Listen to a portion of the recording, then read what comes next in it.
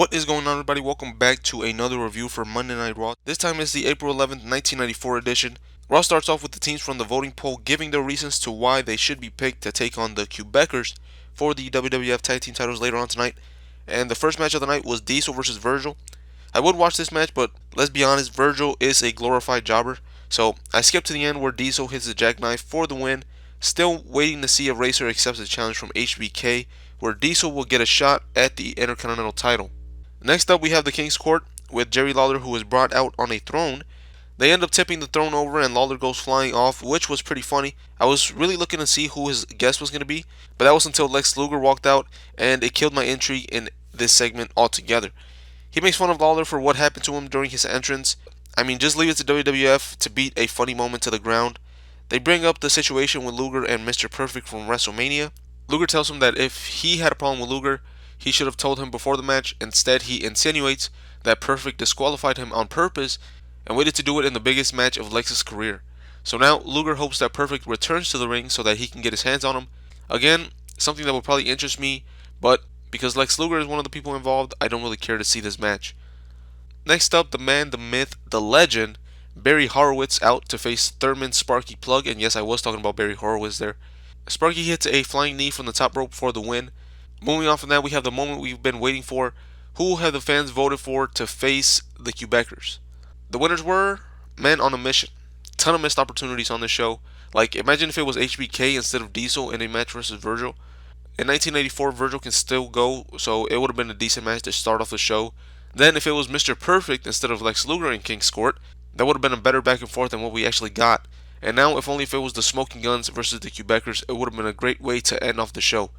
This is a rematch from WrestleMania 10 where Men on a Mission won by countout or DQ. I can't remember, I didn't really watch that match. Both teams are able to get some moves on each other before the hot tag to Mabel. He cleans house, but when he goes for a splash, Jacques moves out of the way and they hit a flying clothesline to keep the big man down. Mom tries to pull a switcheroo on the Quebecers for a near fall.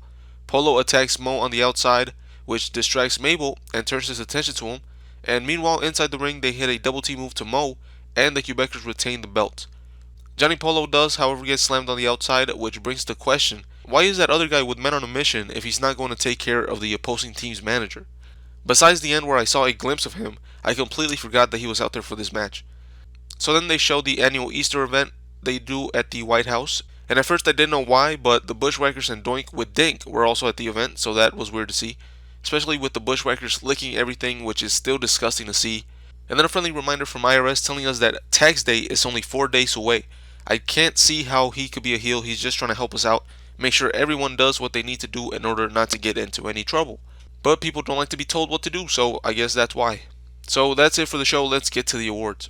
For the best moment, the opening for King's Court, and the worst moment was Lex Luger being the guest on King's Court. For the wackest performer, the Bushwhackers, just something about these men licking people just doesn't sit well with me. Imagine some men looking like these guys licked your children without your consent. And during that clip, we also saw them licking a cat. Like, what the fuck is wrong with these guys? Stand-up performer, everyone was acting over the top on this episode, so it was too kid-friendly for me. I'm going to have to skip this award for this show. Nobody stood out. And now, regardless of all the crap I've given to the show, I'm actually going to give it a good grade. Some people might actually like Lex Luger and Men on a Mission, who, I don't know, but if you are one of those people, please, seek some help. But those segments and matches had a reason to be on the show, so at least they had a cohesive show. Diesel getting a push because he's challenging for the Intercontinental title, and Sparky getting some wins because he just debuted was also fine. So, besides my bias against some of these guys, this show is actually worth watching for the storylines. With that being said, I'm out. I'll catch you guys next time.